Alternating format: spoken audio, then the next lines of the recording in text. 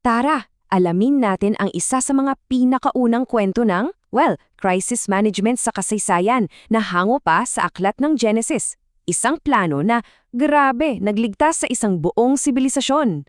So, ito yung tanong na sasagutin natin ngayon. Paano nga ba nangyari na ang isang panaginip lang, 'di ba, ay naging susi para hindi lang mahulaan ang hinarap, kundi para ganap itong baguhin? Okay, so ang kwento natin nagsisimula sa isang malaking problema. Isang misteryong na bumababagag hindi lang sa kung sino-sino, kundi sa pinakamakapangyarihang pinuno ng Ehipto, ang mismong Faraon. Sa unang panaginip niya, nakita ng Faraon ang isang napakagandang eksena. 7 baka, sobrang kinis at taba na umahon mula sa ilog Nilo. Alam mo yon, isang klarong simbolo ng kasaganaan. Tapos, sinundan pa to ng isa pang magandang pangitaying, 7 uhay ng trigo, malusog at punong-puno ng butil. Perfect, diba? Pero, biglang-bigla, nagbago ang lahat. Mula sa isang magandang panaginip, naging bangungot. Kasi biglang lumabas yung 7 butot balat na baka na walang awa kinain yung mga matatabang baka. Tapos, sa pangalawang panaginip, 7 tuyot at walang langang uhay ng trigo ang lumamon sa mga malulusog na uhay. Ang gulo, di ba? At dito natin makikita na hindi to basta-bastang panaginip.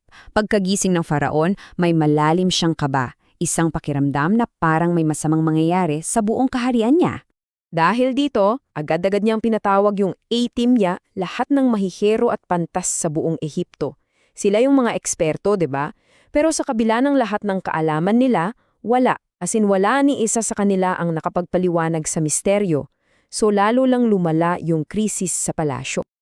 Ngayong bigo ang mga eksperto, ang solusyon ay magmumula sa isang lugar na hinding-hindi mo aakalain, sa loob ng isang bilangguan. Sa gitna ng buong kaguluhan, biglang may naalala yung punong kopero. Isang binata na nakilala niya sa kulungan 2 taon na ang nakalipas, isang Ebreyo na nagngangalang Joseph, na napaka-eksakto ng pagpapaliwanag sa panaginip niya noon. Grabe yung bilis ng pangyayari. Sa isang iglap lang, nagbago ang lahat para kay Joseph. Mula sa pagiging isang bilanggo na nakakulong, bigla siyang dinala sa harap mismo ng Faraon. Imagine niyo yung whiplash nun? At dito na tayo sa pinaka-critical na sandali, yung interpretasyon na hindi lang magbibigay linaw sa panaginip, kundi siya ring magtatakda sa kapalaran ng buong Ehipto. Pero ang galing dito, tingnan niyo yung pagpapakumbaba ni Joseph.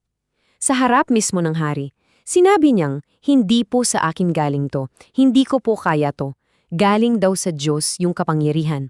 Sobrang humble, di ba? At ito yung una niyang malaking revelasyon. Sabi niya, yung 2 magkaibang panaginip ay may iisang mensahe lang pala. Hindi sila hiwalay na pangitiin. At ito yung paliwanag niya. Simple lang pero sobrang direkta. Yung mga simbolo ng kasaganaan, yung mga matatabang baka at malusog na trigo, nangangahulugan daw yan ng 7 taon na saganang-saganang ani. Pero, yung nakakatakot na parte, yung mga payat na baka at tuyot na trigo, babalayan ng 7 taon ng matinding-matinding tagutom na susunod. Isang malinaw na forecast. So sa kabuuan, 14 na taon. 7 taon ng sobra-sobra na susundan naman ng 7 taon ng matinding kakulangan. Yan yung timeline na kailangan nilang paghanda.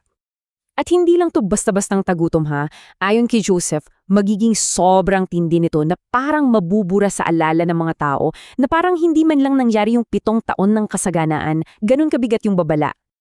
Ngayon, yung tunay na talino ni Joseph hindi lang sa pagpapaliwanag ng problema. Ang galing niya kasi nagbigay din siya ng solusyon. Mula sa propesiya, lumipat siya agad sa estratehiya. At ito yung plano niya, isang napakatatalinong 4-step na estratehiya. Sabi niya, hindi sapat na alam natin yung problema, kailangan ng sistema. Una, magtalaga ng tamang pinuno. Pangalawa, mag-ipon. Magbuwis ng 20% sa lahat ng ani para makagawa ng National Food Reserve. Pangatlo at pang-apat, imbak at itabito para sa darating na taggutom. Isang kumpletong blueprint para sa kaligtasan. At ang layunin? Napakalinaw at hindi makasarili. Hindi para sa personal na yaman, kundi para masigurong hindi guguho yung bansa dahil sa taggutom. Yan ang tunay na public service. At dahil sa lahat ng to, dito na papasok ang huling bahagi. Dito na natin makikita kung paano nagbunga ng isang pambihirang gantimpala yung talino at pananaw ni Joseph. Alam mo, agad na-realize ng Pharaon na yung nasa harap niya ay hindi lang basta matalinong tao. Nakita niya yung pambihirang kakayahan ni Joseph na para sa kanya malinaw na galing sa mas mataas na kapangyarihan.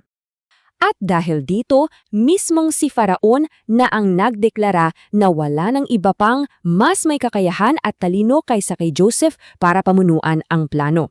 Yun nga yung pinalakas na hatol niya. At ito, grabe ang ganda ng paglalarawan ng pag-angat niya. Imagine ninyo mula sa pinakamababang posisyon bilang isang bilanggo, tinalaga siyang pangalawa sa pinakamakapangyarihang tao sa buong Ehipto. Isang araw lang ang pagitan. At para walang duda, para malinaw sa lahat, ito yung huling dekreto ng Paraon. Ibinigay niya kay Joseph ang buong kapangyarihan sa pamamahala ng Ehipto. Si Faraon na lang mismo sa trono ang mas mataas sa kanya. At iiwan ko kayo sa tanong na to. Ano nga ba ang mas mahalaga? Yung kakayahang makita ang darating na problema o yung pamumuno at tapang para kumilos at gawa nito ng paraan?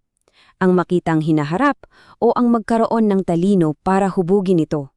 Isang bagay na maganda sigurong pagnilayan nating lahat.